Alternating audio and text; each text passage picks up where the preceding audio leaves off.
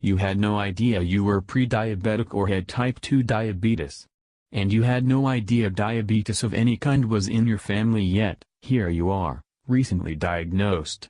What is it and what are you supposed to do? Type 2 diabetes is now the more common form of diabetes. Affects 85 to 90% of all people with diabetes. A condition of lifestyle. Occurs mostly in adults with a family history of diabetes.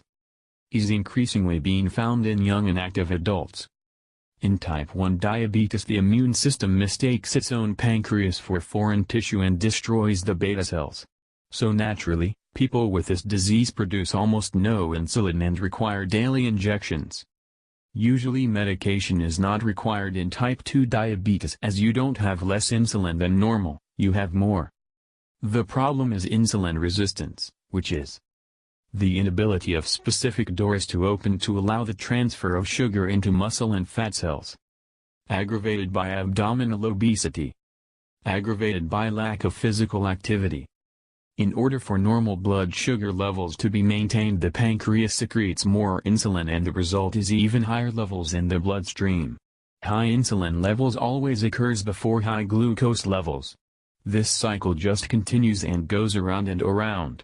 The pancreas gradually fails to make enough insulin and glucose builds up in the bloodstream.